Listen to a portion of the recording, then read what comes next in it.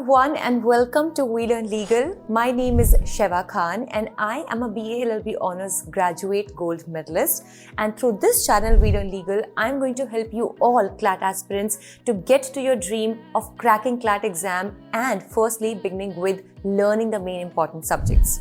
तो मैं आपको बता देती हूँ, ये एक लीगल रीजनिंग की पूरी प्लेलिस्ट है जिसमें हम क्लैट में जितने भी टॉपिक्स आते हैं लीगल रीजनिंग सब्जेक्ट से, चाहे कॉन्स्टिट्यूशनल लॉ हो, लॉ ऑफ टॉर्ट्स हो, कॉन्ट्रैक्ट्स हो या कुछ भी, उसको हम इन डिटेल कवर करने वाले हैं। और ये जो आप आगे क्लास देखने वाले हैं, this is actually from my previous years batch, जो एक पेड बैच था फॉर लीगल रीजनिंग। ये उसी की क्लासेस हैं, एब्सोल्यूट रॉ लाइव क्लासेस, जिनको अब आपके लिए मैंने ओपन किया है so that you can have a good foundation when you begin for your CLAT 2026 preparation. Also इस क्लास में हम लॉ ऑफ टॉर्ट्स का चौथा सबसे इंपॉर्टेंट टॉपिक कवर करने वाले हैं, which is the general defences. Please take a note बच्चों, 2021 के पेपर में एक डायरेक्ट क्वेश्चन आया था from general defences, volenti non fit injuria में से। वो एक कॉन्सेप्ट है जो आपको इस क्लास में पता लग जाएगा। So that is why torts का ये टॉपिक बहुत इंपॉर्टेंट है। So make sure that you are attending this class very very vigilantly. And अगर आपके कोई भी डाउट्स हैं तो आप एक व्हाट्सएप ग्रुप ज्वाइन कर सकते हैं जिसमें मैं पर्सनली सारे बच्चों के डाउट्स केटर करती हूँ। लिंक आपको डिस्क्रिप्शन बॉक्स में मिल जाएगा। एंड सिर्फ इतना ही नहीं, उस ग्रुप में हम डेली करंट अफेयर्स की news analysis, daily current affairs की क्विज, मंथली करंट अफेयर्स की magazine, monthly legal current affairs की मैगजीन, डेली प्रैक्टिस असाइनमेंट्स भी शेयर करते हैं। So that can be very very good for you, as many aspirants like you already are there in that group and they are studying from their peers. So let's get started. इस class को आप ध्यान से देखना, कोई doubts हैं तो आप नोट डाउन कर सकते हो and you can join the channel to ask your doubts, और even you can put down in the comments, I will try to answer over there. Let's start with today's class and we'll be reading about the general defenses. Now, before we begin, I have to tell you one thing, that in general defenses, don't be confused. Just like when we were learning, तुम्हें याद है जब हम civil याद कर रहे थे और क्रिमिनल याद कर रहे थे, है ना? So सिविल के लिए we had what? We are studying right now law of torts, and criminal के लिए we have criminal law, like we have Indian Penal Code and other things. Okay? So दोनों में ही कुछ ना कुछ कोई wrong करेगा, चाहे अब वो सिविल रॉन्ग होगा तो टॉर्ट में आ जाएगा, क्रिमिनल रॉन्ग होगा तो वो कहाँ चला जाएगा, वो जाएगा हमारे क्रिमिनल लॉज के अंडर, ठीक है। लेकिन दोनों ही रॉन्ग के ऊपर हमारी एक कॉमन चीज थी, वो कौन सी थी? इट वाज द लायबिलिटी, है ना। Now either it will be tortious liability if it is in the case of tort, और it will be the which kind of other liability if it is this case criminal liability, ठीक है। So we were talking about this. अब बताओ, जब हम इस liability की बात करते हैं ना, so somebody will be made liable for whatever wrong this person has done, है ना। Now what we have to see is that in both the cases, be it the civil wrongs or be it the criminal wrongs, we will need to have some defenses, because हो सकता है भाई उसकी गलती ना रही हो, उसने private defense में कोई काम किया हो या कुछ भी, ठीक है। So do not be confused when we will read about criminal law also, ना बेटा, then also हम ये करेंगे general defenses, ठीक है। तो ये वाला जो general defenses है, ये tort के general defenses है, यानी civil wrongs के लिए, कि किसी ने अगर गलती कर दी लेकिन civil गलती है तो उसको कौन कौन से defenses मिल सकते हैं, और वो इन जो भी 5-6-7 कैटेगरीज है, अगर वो उसमें आ गया तो वो बच जाएगा, उसको अपनी लायबिलिटी नहीं भरनी पड़ेगी, ठीक है। और ऐसे ही क्रिमिनल लॉ में भी कुछ जनरल डिफेंसेस है, वो थोड़े डिफरेंट है, कुछ कुछ सेम है, कुछ कुछ डिफरेंट है, ठीक है। सो ऐसा कंफ्यूज नहीं होना, आपको देखना पड़ेगा जनरल डिफेंसेस में भी किसका जनरल डिफेंस है, ये सिविल के लिए टॉर्ट में है या फिर क्रिमिनल वाला क्रिमिनल में, ठीक है। अभी मेरे को तुम लोग सिर्फ ये बताओ, like give me an idea, what according to you can be the cases or what kind of general defenses we can have. Like I gave you one example of self defense, जिसको we also call as the private defense. What else? Just मतलब कुछ भी दिमाग में जो आ रहा होगा दूर से दूर, वो भी मुझे बताने की कोशिश करो कि ऐसा क्या हो सकता है कि उस इंसान को अपनी गलती हुई भी हो या जैसे भी उसका भुगतान ना भरना पड़े। कुछ कुछ हमने कल पढ़े थे, उन्हीं से मिलते जुलते भी हैं, जो एक्सेप्शन हमने पढ़े थे, रिमेम्बर, जो स्ट्रिक्ट लायबिलिटी में अवेलेबल थे ना 4 एक्सेप्शन, उनसे कुछ कुछ मिलता जुलता भी है। Can anybody like take a guess? Think about it. Just thinking about, this was party A, this party did something wrong for party B, ठीक है। Now इसका हुआ लॉस एंड इसकी बनी लायबिलिटी, राइट। सो क्या क्या फैक्टर्स हो सकते हैं जिसकी वजह से हम एक को बचा सकते हैं? Think about it. कल क्या क्या थे, थोड़ा दिमाग लगाओ, उसमें भी कुछ कुछ है। मैं देख के बोल रही हूँ, पर Act of God. Plaintiff wrongdoer, ठीक है, और नेसेसिटी, स्टैट्यूटरी अथॉरिटी। हाँ ठीक है, आई गेट इट। तो यहाँ पे बेसिकली क्या होते हैं, खुद से सोचो, एक हो सकता है कि किसी ने कोई प्रॉब्लम की हो, something happened and that person did not want to cause any harm to the other person but wanted to save his own thing और his own property. Like let's say somebody was going to, क्या, हाँ, act of third party भी था कल में, ठीक है, but we'll have to see that it is there in today's general defenses or not, but yes, act of God for sure is there. Okay, so taking an example, like let's say that somebody was going to kill me. Now, just to save myself, I had to kill the other person. I did not want to kill, but I had to save myself, na? So that was the act of self-defense, or also called as private defense. Okay, so in that case, even if you have caused murder, you should not be paying the liability, या you should not be held liable, क्योंकि भाई आप तो अपने आप को बचाना चाहते थे, ठीक है, और खुद की लाइफ बचाना आपका सबसे पहला फंडामेंटल राइट है ना. नाउ नेक्स्ट हम देख सकते हैं कि एक्ट ऑफ गॉड, कि भाई हमें अगर पता है, याद है कल जब हम स्ट्रिक्ट लायबिलिटी की बात कर रहे थे, so in strict liability this exception of act of God was available, है ना, but in absolute liability, can anyone tell me was it available और not? No, ma'am. No, very good, because absolute का मतलब ही यही है that whatever happens, remember जब we were learning about the formula for absolute liability, it was strict liability minus the exceptions. I know it seems like I am teaching maths, ऐसा लग रहा है ना, लेकिन यही है कि स्ट्रिक्ट लायबिलिटी की सारी बातें, उसमें से एक्सेप्शंस को भी निकाल दो तो एब्सोल्यूट लायबिलिटी बन जाती है, ठीक है. So now when we move ahead, these are the general defenses which can be used by the defendant to escape liability. Now, who will go ahead and tell me that when there is a case in the court, there is one plaintiff and there is one defendant? जरा मुझे कोई explain कर सकता है कौन कौन क्या होता है? Ma'am, may I? हाँ, प्रगति? Yes, ma'am. हाँ, बोलो. Ma'am, plaintiff is the one who files the case, Very and good. defendant is the one who is defending them, herself or himself, for what they haven't done. हाँ, they might have also done. मतलब defence का right Yes, ना सबका होता है प्रगति, ठीक है, but जिसके तो जो ऊपर opposition charge होता लगा है, हाँ, वो बस अपने आप को डिफेंड तो करेगा. देखो, जो भी हो, किसी ने मर्डर भी कर लिया होगा तो भी वही थोड़ी कहेगा आप तो मुझे रोज सजाए मौत ही दे दो. वो कम से कम इतना डिफेंड Yes, तो करेगा ma'am. कि भाई 10 साल की दे दो, 15 साल की दे दो, बट मारो मत, ठीक है ना. सो एवरीबडी रिमेंबर, जब हमने प्लेंटिफ याद किया था तो we learned it with the word complaint, है ना. So plaintiff would be the person who will file the complaint or who will file the case, and against whom he is filing the case, जिसके खिलाफ वो case file कर रहा है, वो naturally बन जाता है dependent, because he will now need to defend himself, ठीक है. सो क्योंकि यहाँ पे डिफेंड करने की नीड किसको है? डिफेंडेंट को है. That is why defendant will be the one जिसको ये जनरल डिफेंसेस मिलने चाहिए. Make sense, right? Because plaintiff को तो डिफेंड करना ही नहीं है, वो तो अटैक कर रहा है. डिफेंडेंट को खुद को डिफेंड करना है. तो meanwhile he will defend himself, he can use these general defenses. Okay, so यहाँ पे also it is saying that these general defenses can be used by the defendant to escape what? To escape the liability. जो भी उसको court देता but उससे बच सकता है. And these are available to the defendant in all types of tort actions. और ये जो tort actions होते हैं, we'll read in tomorrow's class. Like let's say it can be for negligence, it can be for nuisance, it can be for trespass. मैं सब explain करूंगी कल क्या क्या होता है. It can be for defamation, ठीक है, it can be for wrongful restraint, बहुत सारे हैं, ठीक है. मैं कल बताऊंगी तुम लोग को ये सारे कि कौन कौन से टाइप्स ऑफ टॉर्ट्स होते हैं, ठीक है.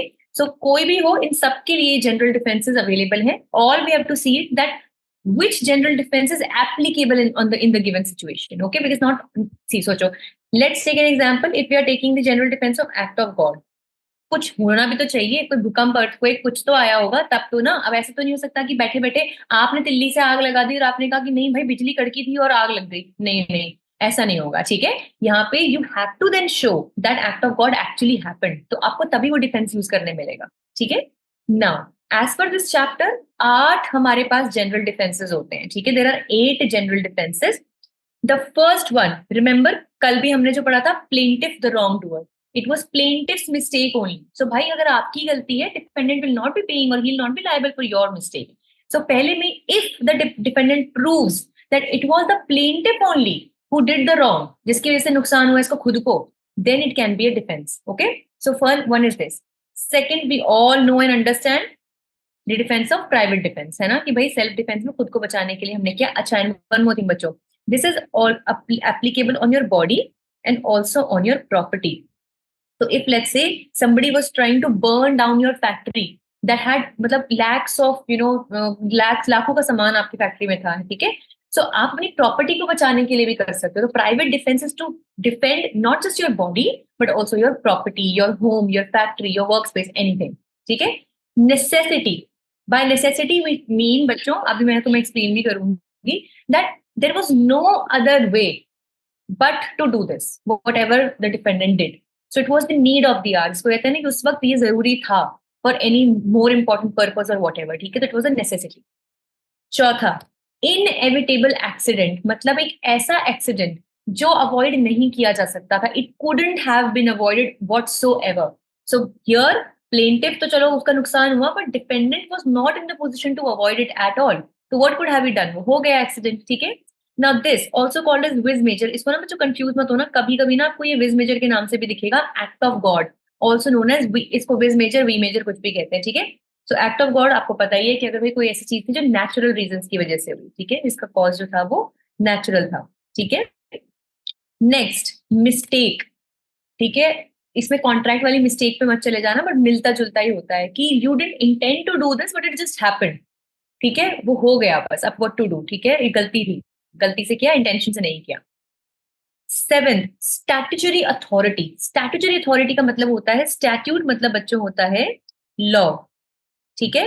And authority means permission. So if at all A suffered some loss due to some act of B, but B was not just a private person, he was acting according to the law. Let's say कि A की कोई construction थी एक building की, ठीक है? उसको B ने आके अपने बुलडोजर से तोड़ दिया. ठीक है? Now A will, and if B was under the order of the municipal corporation, he was doing his job, he was doing a legal order, he was pursuing a legal order. In this case, we know A suffered loss, but B was acting under as per the law. He was acting in his statutory authority. ठीक है? So ऐसे में B will not be liable to pay any compensation or whatever. It was his duty, it was his legal duty. उसको law ने बोला था तो ये हुआ. ठीक है? Just a moment, Pragati. I'll just finish this and I'll take it out. ठीक है? And last one, the most interesting one. आ बैल मुझे मार. ठीक है? So जहां पे इसको कहते हैं voluntary non-fit injuria, where voluntarily you go at a place where you know you can suffer an injury. Volenti non fit injuria. आपको पता था ना? जैसे हम अभी क्या होता है, जैसे हम लोग जिद कर करके लव मैरिज कर लिया. Let's take an example. I also want to do love marriage but just taking an example. और उसमें खुदा ना करे बड़ी लड़ाई हो रही है, डिवोर्स हो गया, कुछ भी हो गया. माँ बाप क्या कहते हैं सबसे पहले? और कर लो शादी, और कर लो शादी अपनी पसंद की, ये तो होना ही था. सो because they say that you knew this is going to happen or this can happen. तुमने जानबूझ के बोला आबेल मुझे मार, तुमने अपना सर आगे किया तो उसने तुम्हें सींग मारा ही मारा है. That's the thing, okay? So this is a very like most interesting. मेरा सबसे favorite ये होता है. So we'll read about it. ठीक है? हाँ प्रगति. Now you ask your question. What is inevitable accident? Inevitable accident. ये अभी बेटा we'll read in detail also. But inevitable का मतलब होता है, देखो, evitable जो होता है ना word, evitable means that can be avoided. ठीक है? So inevitable का मतलब होगा that cannot be avoided. ठीक है?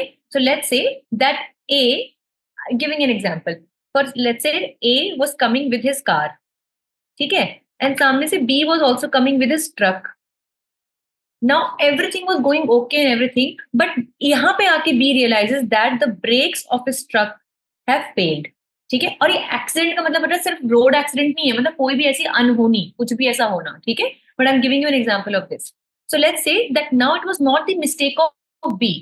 गलती से कैसे भी करके ब्रेक्स हो गए fail. Now the brakes failed and his truck rammed into A's car. और उसकी जो कार जो पार्क थी रोड के किनारे पूरी की पूरी क्रश हो गई. ठीक है? Tell me, if brakes would have been working, so B उस ब्रेक को यूज कर पाता ना? But it was unavoidable, it was not under his control and he even tried, but वो नहीं बचा पाया उस एक्सीडेंट को होने से. राइट? सो यहाँ पे बी की कोई गलती नहीं है. तो बस हो गया. It just this accident was not avoidable. But बाकी वही हम और एग्जांपल से समझेंगे. ठीक है? चलो बच्चों, लेट्स मूव फॉरवर्ड. सबसे पहले सबसे इंटरेस्टिंग वाला ही पढ़ते हैं, which is voluntary non fit injuria. ठीक है? सो 3 इसके इंपॉर्टेंट वो हैं. तो देखो, what is it saying? The plaintiff must have voluntarily, देखो नाम में ही है वॉलंटी, ठीक है। सो द प्लेंटिफ मतलब ए, हमारा जो ए था जिसका नुकसान हुआ है, जो खुद ही कंप्लेन करने जा भी रहा है, ठीक है। The plaintiff must have voluntarily and knowingly assumed the risk और हार्म और इंजरी, कि आपको पता है कि जब आप इस तरह टाइप की जगह पे जाओगे, मैं भी एग्जांपल दूंगी इसका, ठीक है, ठीक है। तो आपको पता है कि जब आप इस तरह की जगह पे जाओगे जहां पे आपको कोई नुकसान हो सकता है, और आपने सबसे पहली बात तो वॉलंटरीली वहां जाने का डिसीजन लिया, ठीक है। Second, the plaintiff must have been aware of the nature and extent of the risk. This is very important, बच्चों. I'll give you very good example, उसे सब में समझ आ जाएगा कि चलो, one thing we know that when A was going, let's take an example. A was going to a stadium to watch the finale of the IPL, Indian Premier League. ठीक है? So he went to the stadium and उसको पता था मैं finale देखने जा रहा हूँ. Now because he knows that भाई स्टेडियम में कोई छक्का चौका मारता है तो एक आध बॉल जो है वो आके लग भी जाती है ऑडियंस में किसी के, ठीक है। तो पहली बात तो ही वॉलंटरीली वेंट देयर, उसने खुद ही टिकट्स कराए, खुद ही कैब करके वहां पे गया एंड एवरीथिंग, तो firstly he went there voluntarily, ठीक है। Secondly, he must have been aware of the nature and extent of the risk. जब उसको लगा कि हाँ भाई मैं जा सकता हूँ तो चलो कोई बात नहीं, विराट कोहली की एक आध बॉल मेरे सर में लग भी गई तो क्या हो गया, किस्मत चमक जाएगी, ठीक है। उसको पता था कि इतना काम हो सकता है, इतनी चोट मुझे लग सकती है, ठीक है। And the plaintiff must have consented to the risk in a way. जब वो टिकट्स खरीदता है यहाँ के, when he is buying the tickets, we are considering that you have in a way consented to इतना रिस्क, कितना, sir पे थोड़ा बहुत बॉल लगने तक का, ठीक है। Now tell me, ए जाता है मैच देखने के लिए और बॉल तो उसकी नहीं लगती है, पूरा का पूरा ऊपर का जो स्टेडियम था उसके सर पे गिर गया, ठीक है। Now what do you think? Voluntary non-fit injury will be applicable here or not? Why? हाँ, exactly. So when we are saying, यहाँ आएगा point number 2, that he must be aware of the nature and extent of the risk. Now the maximum he would have thought in his head was कि like ठीक है भाई, हो सकता है किसी से लड़ाई हो जाए तो वो मुझे 2 चाटे मार दे, या मेरे को एक बॉल सर में आके लग जाए। ये थोड़ी would have imagined कि पूरा स्टेडियम मेरे सर पे गिर जाएगा, ठीक है। इतना भी आबैल मुझे मार था, मतलब सींग विंग मार ली, मेरे को आके बैठ थोड़ी जाएगा बैल, ठीक है। So this is important that he voluntarily came here, we understand. But the consent that he gave was only up to, let's say, 10% of risk, not till 80% of risk, है ना। So there must be, क्योंकि भाई कोई सेन दिमाग से, अपने दिमाग से वहां जा रहा है तो कुछ तो सोच के जा रहा होगा। Exactly what Niharika has said, कोई मरने नहीं जा रहा है यहाँ पे, उसे मरने जाना। In fact those people who go for bungee jumping and these things also, they do not expect to die, ठीक है। They understand कि this much risk हमने लिया है, और आपने देखा होगा कि they get a waiver form sign कि अगर कुछ हो जाता है आपको तो we will not be responsible and stuff, that is consenting, ठीक है। बट ये कुछ एक्सट्रीम कंसेंटिंग ही है, मतलब वो तो एकदम हाथ झाड़ लेते हैं चीजें कि मर भी जाओ, रस्सी भी टूट जाए, कुछ भी हो जाए, हम नहीं करेंगे। But in the mind what is that person thinking कि भाई ठीक है, हो सकता है कि एक आध टांग टूट जाए, मेरा सर लग जाए, मेरा कुछ भी हो जाए, but he doesn't want to die, right. So we are consenting to some extent of risk and not beyond that. So these 3 things are very important if we want voluntary non-fit injury to be applicable. पहला, he voluntarily knows and understands that this place is risky. Secondly, he is aware that how much this place is risky. And thirdly, after understanding how much it is risky, he is consenting to taking that risk. आया समझ में? So इसको आप stadium वाले example से याद कर सकते हो, ठीक है। So this was voluntary non-fit injury. अगला बच्चों देखते हैं, this is plaintiff the wrongdoer, ठीक है। उल्टा चोर कोतवाल को डांटे, ठीक है। You can learn these with these Hindi क्या बोलते हैं इनको, मुहावरे, ठीक है, इडियम्स। हाँ इडियम्स, हाँ सॉरी, मुझे इडियम्स शाम तक याद नहीं आता, रात तक मुझे पक्का, ठीक है। हाँ दीज इडियम्स, ठीक है। सो फर्स्ट वन इज आबैल मुझे मार, voluntary non fit injuria. Second, plaintiff the wrongdoer is उल्टा चोर कोतवाल को डांटे, ठीक है। नाउ इसमें क्या 2 कंडीशंस हैं। The plaintiff must have contributed to the harm और injury suffered, of course, because उसका कहीं ना कहीं इसमें योगदान होना चाहिए, ठीक है। Then the plaintiff's contribution to the harm must be significant. This is very, very important. ठीक है? So, just a moment, Nidhi, I'll just complete this, ठीक है? And then I'll take your query. So, 2 things are very important in this. पहला तो, जो plaintiff है A, he should contribute to the harm. Let's take an example also. देखो, read this illustration. I was giving you this yesterday also. That Harry was riding a bike on the wrong side of the road. खुद तो उल्टी तरफ जा रहा था, ठीक है? And collides with Tom who was driving speedily. तो दोनों ही गलत काम कर रहे थे, ठीक है। और हैरी को लग गई चोट, तो अब हैरी की भी तो गलती है और ठीक ठाक गलती है। ठीक है, तो अभी देखो क्या हो सकता है. I give you an example. Let's say कि Harry was riding this bike as they were saying on the road, wrong side of the road, and Tom जो था वो आ रहा था with very speeding, he was driving very speedily.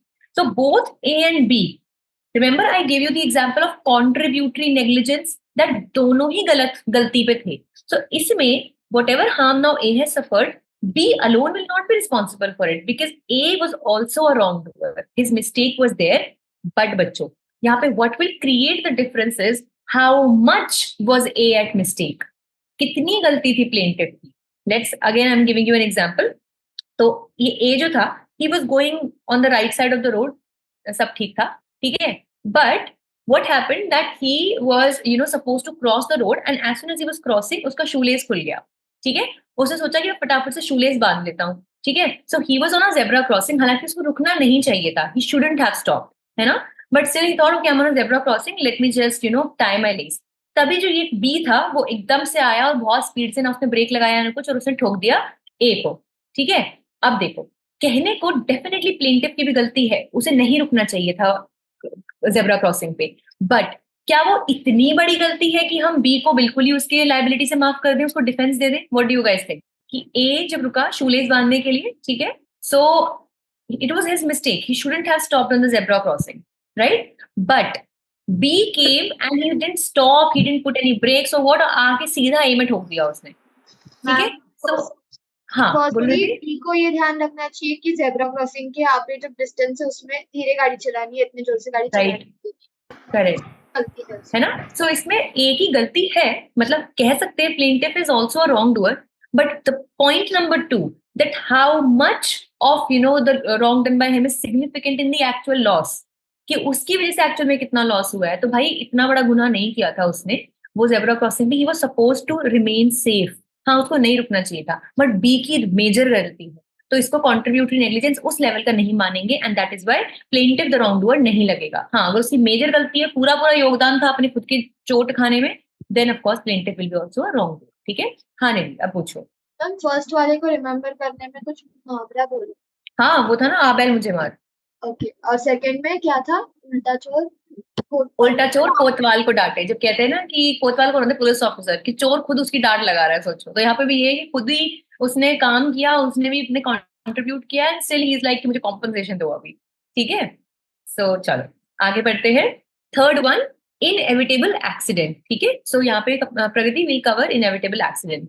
So basically the harm or injury suffered was due to unforeseeable circumstances. Just how gave you an example that A had his car parked at the roadside. Now B bichara was driving with his truck. Now he didn't realize that the brakes of his truck have failed. So this was something unforeseeable. उसने पहले से नहीं देखा था. He did not see it coming. And as soon as he applied brakes, they did not work, and he by mistake rammed his truck into A's car जो parked थी. ठीक है, so this was an accident जो अगर of course brakes काम कर रहे होते तो B बचा लेता.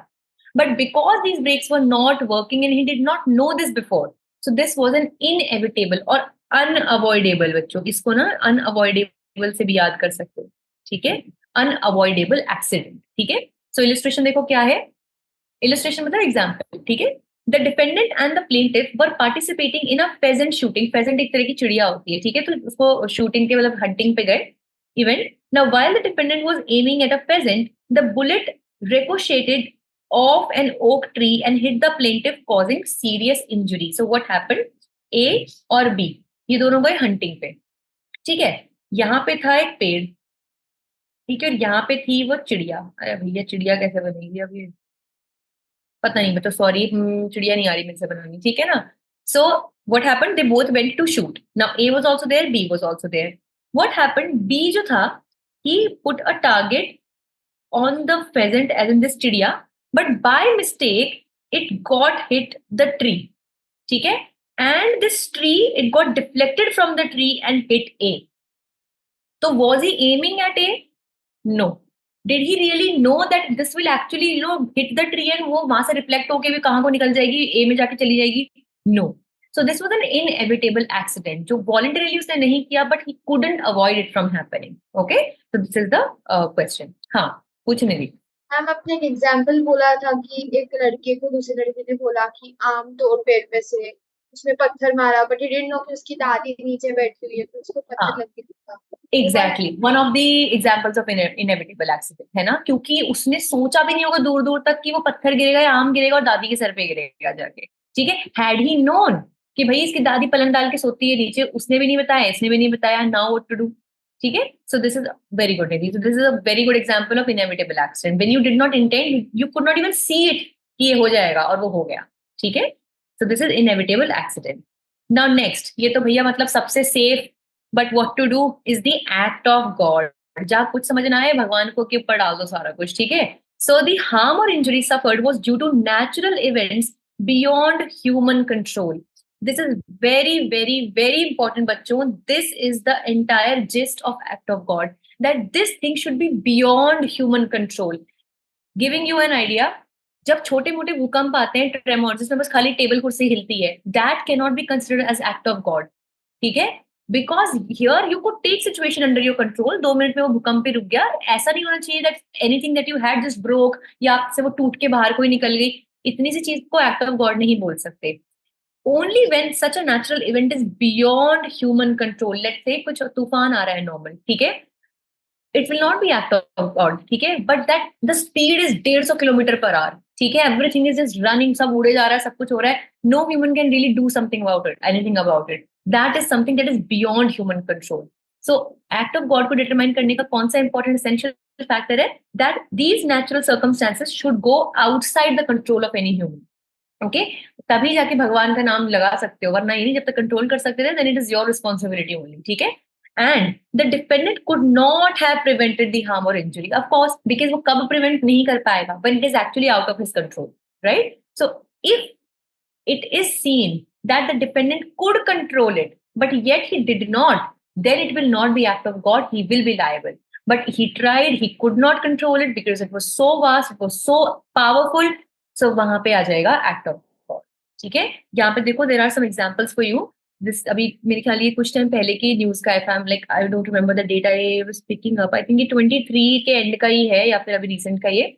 So Dombivli reactor blast, an act of God, says factory owner's lawyer. So of course, because liability would have been coming on the owner, like factory owner. So his lawyer is saying in the court that this is actually a matter of act of God. Let's say कुछ भी हुआ होगा, maybe fire हुई होगी या फिर natural rain या कुछ भी. You will have to read this. You can read this also. ठीक है. So there was a nuclear reactor over there, and it has been claimed. So it is many a times claimed by many lawyers that so and so situation was act of God. But it is up to the courts to make sure that whether it was really such huge a natural event or could it be prevented by the dependent or not. And if yes, it could not be prevented, तब it will become act of God. ठीक है, तो ये आप पढ़ सकते हो, इसको आप पढ़ लेना. ठीक है, चलो आगे बढ़ते हैं बच्चों. ये भी बड़ा इजी सा है, तो हम सबको पता ही है, एक्ट ऑफ प्राइवेट डिफेंस. ठीक है, this defence is very very common.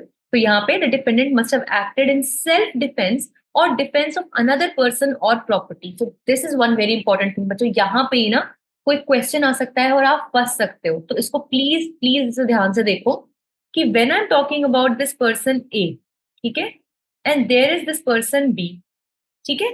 So what happened, that A was going to attack. Let's say he had a gun and he was just about to shoot B. So what B did, that अभी तक he was not doing anything. What he did, that he also took out his gun and he also shot, maybe let's say his legs, or shot him and killed him. ठीक है, सो ये तो हमें generally सबको समझ में आता है भाई, ये होता है सेल्फ डिफेंस, कि कोई मुझे कुछ कहने जा रहा था तो मैंने उसको मार दिया और अपने आप को बचाया.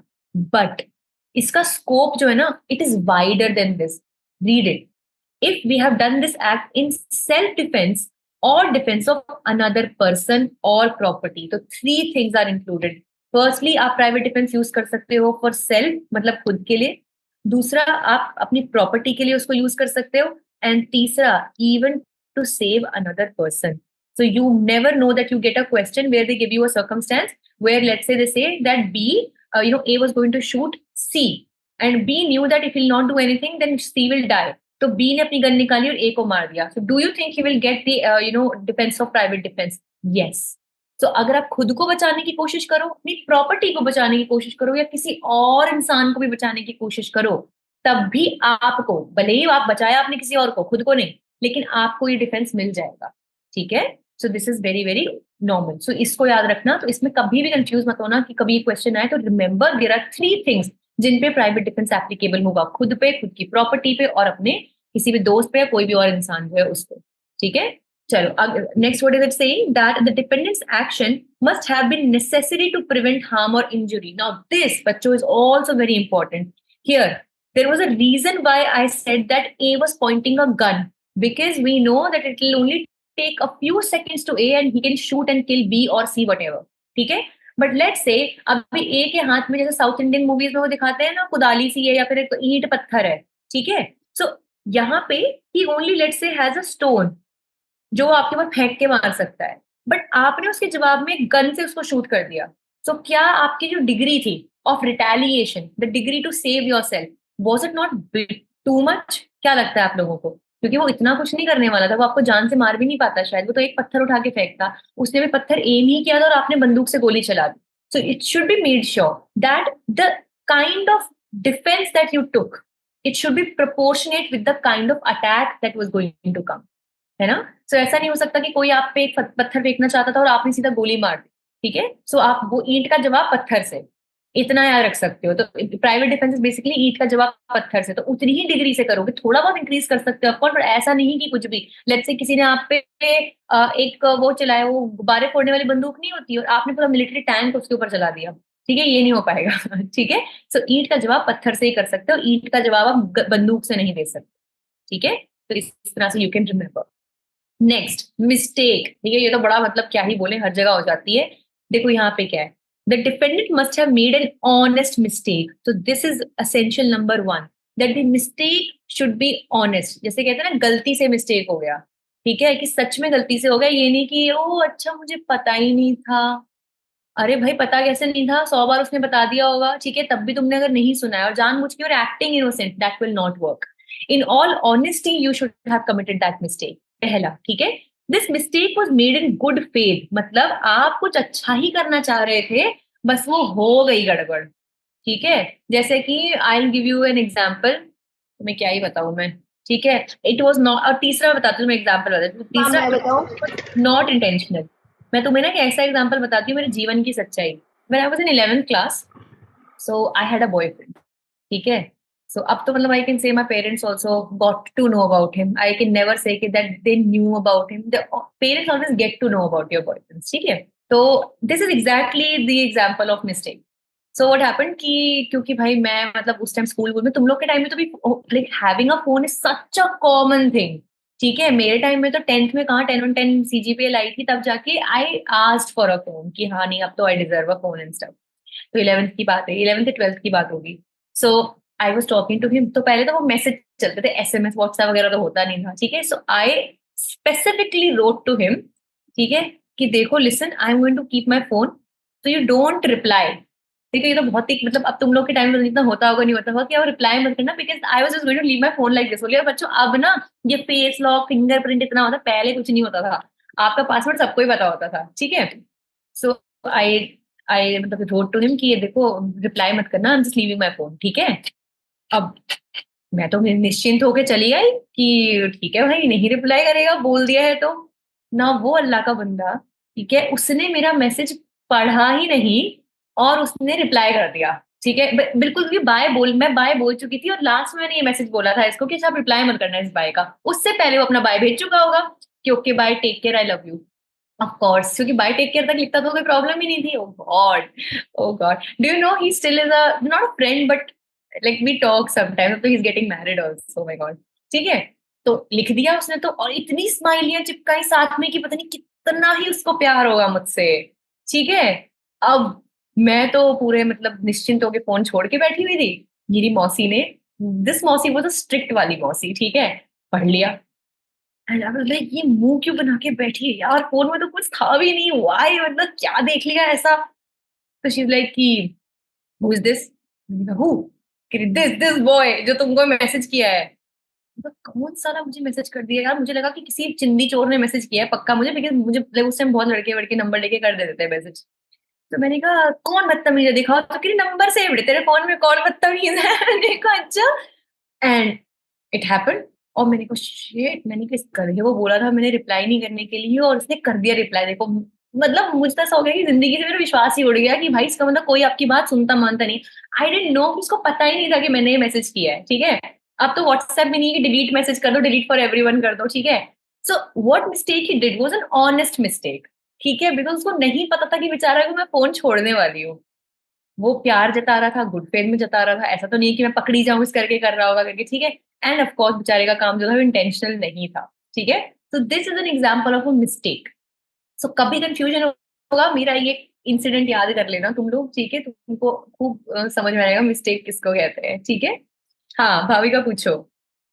तो देखो अभी देखो इन्होंने एग्जाम्पल भी क्या दिया है, it is that John who is a doctor, ठीक है, and he prescribes wrong medicine to a patient due to a mix up in the patient's medical history, ठीक है।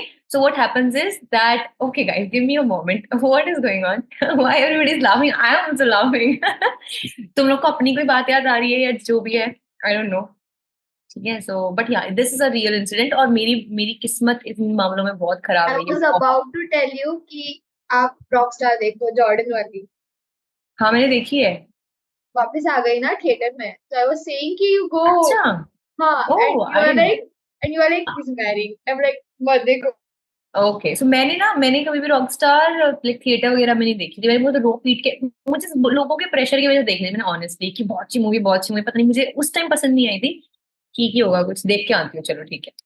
So any which way let's see this illustration for mistake कि John he was a doctor, he prescribes wrong medicines to a patient due to mix up in the patient's medical history। तो एक honest mistake थी, he gave the right medicines but to the wrong patient, but उसका faith ठीक था, मतलब उसका कोई intention खराब नहीं था, and it was not intentional at all।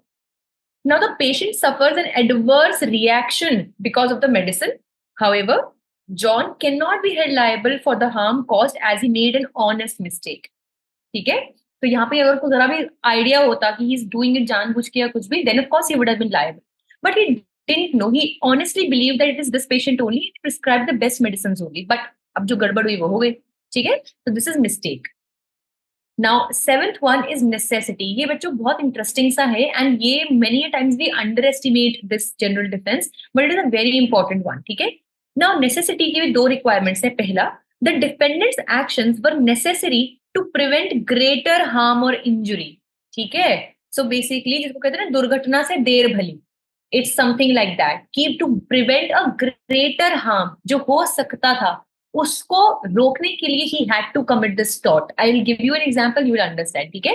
And दूसरा, the defendant's actions were not disproportionate to the harm और इंजरी प्रिवेंटेड, व्हिच मींस कि if harm was going to happen of let's say only 1000 rupees, but उस 1000 rupees के harm को रोकने के लिए जो उसने और बड़ा जो नुकसान करा वो कर दिया उसने 1 लाख रुपए का। अरे भाई क्या मतलब है, इससे तो बढ़िया मैं 1000 रुपए का ही नुकसान झेल लेती। Like let's take an example कि some I was walking, no not me, somebody, let's say anybody XYZ was walking side, like road के साइड पे, ठीक है। सो उसकी एक चेन थी जो मतलब खाली गोल्ड प्लेटेड थी, which was let's say for 10K rupees, ठीक है, 10,000 की वो चेन थी, ठीक है। Now there was a chain snatcher. He snatched that chain and started running. What happened was कि now there was this very big volunteer person, ठीक है, he said अरे मैं पकड़ के लाऊंगा चोर को। तो उसने क्या किया, फटाफट फरहान से स्कूटी मांगी कि भाई ब्रो स्कूटी दियो यार, फटाफट मैं पकड़ के लाता हूँ इसको। और उसने जो स्कूटी में एक्सेलरेट किया तो सीधा जाके एक रेडी वाले में ठोक दी, स्कूटी भी फूट गई, उसकी रेडी भी ठोक दी, ठीक है। और लेकिन उसने चोर को पकड़ लिया, ठीक है। अब जो टोटल वैल्यू जो बचाना चाहता था that was for 10,000 rupees, scooty में नुकसान हुआ 20,000 रुपए का और रेडी गई उसकी 10,000 रुपए की, that is 30,000। Now you tell me, क्या लोग इसको शाबाशी देंगे या इसको मतलब उल्टा उल्टा बोलेंगे कि भाई तू कौन सा नुकसान बचाने जा रहा था, तुम तो और बड़ा नुकसान कर दिया। So we have to make sure that whatever actions this defendant is taking, they should be proportionate to the harm that he has prevented, ठीक है। ऐसा नहीं होना चाहिए हार्म उसने होने से बचाया 5 रुपए का और उसकी जगह पे कर दिया 500 रुपए का नुकसान, ठीक है। तो देखो टेकिंग एन एग्जाम्पल, कहाँ पे आप नेसेसिटी की वजह से एक टॉट कमिट कर सकते हो बड़े नुकसान को बचाने के लिए। So there was a firefighter, ठीक है, मतलब ये जो firefighters पता होंगे ना, जो आग बुझाने में बुझाते हैं. He breaks into a house, मतलब trespass. He enters into a house, ठीक है, to put out a fire, causing damage to the property. However, the firefighter cannot be held liable for the damage caused as their actions were necessary to prevent harm to human life. So when he was trying to save human life, so much property got burnt. But of course, the value that he saved was more important than the property. है ना? एक और example है, let's say, see here there was this person A. Now here there is a farm that belongs to person B, and उसी के बाजू में एक और land है which belongs to person C. ठीक है? Now this land caught fire. ध्यान से देखना बच्चों इसको, ठीक है? तो A था, उसके आगे जस्ट था B का एक फार्म, और B के फार्म से जुड़ा हुआ था C का एक फार्म. ठीक है? Now फार्म C में लग गई खतरनाक आग. ठीक है? But there was no other way, यहाँ पे सब घर घर बने हुए थे, no other way to enter C का फार्म ताकि उसको बुझा सकता. तो उसको he had no other way but he had to cross B's farm, है ना, उसको ट्रेसपास करके जाना पड़ा, उसको उसके फार्म को क्रॉस करना पड़ा. अगर वो ये नहीं करता तो सी में पूरी तरह आग लग जाती, है ना. So now this person B can not sue A कि भाई आपने ट्रेसपास किया, आप बिन बताए मेरी प्रॉपर्टी में घुस गए. नहीं, we know he committed a tort, but he saved such a big thing from happening, है ना. So this was a necessity, need of the hour. तो उसने वो किया और इसलिए वो अब liable नहीं होगा. ठीक है? अभी ये हो सकता है, अभी इसमें just take an example कि let's say that जो C के फार्म में आग लगी थी वो बहुत छोटी सी आग थी, ठीक है, और उसको जो यहाँ पे घर था वो अपनी खिड़की से अगर बाल्टी से पानी फेंकता तो भी वो रोक सकता था. ठीक है? बट what he did कि इसने पूरी गाड़ी लेके, ट्रक लेके घुस गया बी के फार्म में, उसकी सारी फसल खराब कर दी. ठीक है? So now do you think it is proportionate to the harm that is saved और नॉट? नहीं, है ना, because that fire could have been saved very easily, but the harm that you cause to put that fire down is too much. ठीक है? So this is necessity. This is last now, statutory authority. नाम से मत घबराना, इतना याद रखना बस, स्टैट्यूट का मतलब होता है लॉ और स्टैट्यूटरी का मतलब होता है लीगल. ठीक है? एंड अथॉरिटी मतलब that you are in the position, और you are basically, how can I write it, you are मतलब allowed, you are allowed by the means of law. ठीक है? तो यहाँ पे देखो, the defendant was acting under the authority of a statute. इसका मतलब कि अगर किसी ने, पुलिस वाले ने आपको अरेस्ट किया है, ठीक है, एंड अगर आपके हथकड़ी भी लगाई है, so he is not doing out of his personal will. उसका ड्यूटी है, it is his legal duty to do it. And the defendant's actions were permitted by the law. Of course, देखो, because law आपको permit कर सकता है किसी police वाले को कि आप उसको अपनी जीप में, वैन में उठा के ले आओ. वो ये परमिट नहीं करेगा कि आप उसको पागलों की तरह डंडों से मार मार के उसका सर ही फोड़ दो. ठीक है? So whatever actions you are taking, this should be permitted by law, and your duty should also be given to you by law. So illustrations का example देखो. A police officer uses force to subdue a suspect while making an arrest. कि उसने मतलब थोड़ा सा उसको दबा के बिठाया, नीचे रख, और हथियार नीचे रखा अपने. ठीक है? तो उसने फोर्स का थोड़ा इस्तेमाल किया उस सस्पेक्ट को, यानी जो कुछ काम गलत कर सकता था उसको रोकने के लिए. The police officer can not be held liable of the harm और injury caused as their actions were authorised by law. तो जब पुलिस किसी को खींचतान करके पकड़ती है, जोर से उसका कॉलर पकड़ती है, they are making sure that he doesn't run away. It is their duty given to them by law. ठीक है? सो वहां पे it is a statutory authority, and वहां पे अगर आपके साथ कुछ गड़बड़ होती भी है तो this person will not be liable because he was fulfilling his legal duty. Okay? So these are all बच्चों what we call as the general defences. सो बच्चों, कैसी लगी ये क्लास? आई होप कि आपको समझ में आया, बट आई नो अगर हो सकता है कि आप पहली बार इस कॉन्सेप्ट को समझ रहे हो तो आपको थोड़ा डिफिकल्टी आई होगी, एंड दैट इज वाई. अगर आपके कोई भी डाउट्स हैं या तो कमेंट सेक्शन में नीचे आप डाल सकते हो, या फिर जो मेरा व्हाट्सएप ग्रुप है जिसका लिंक डिस्क्रिप्शन बॉक्स में नीचे दिया हुआ है, आप उसको ज्वाइन कर सकते हो. वहाँ पे आपको बहुत सारी चीज़ें, डेली कॉन्टेंट भी मिलेगा, so you can consider joining that. And do not forget, इसमें आगे और भी क्लासेस आने वाली हैं, so do subscribe to this channel and stay tuned. We are going to cover the entire syllabus of CLAT through free classes just for you. Good luck.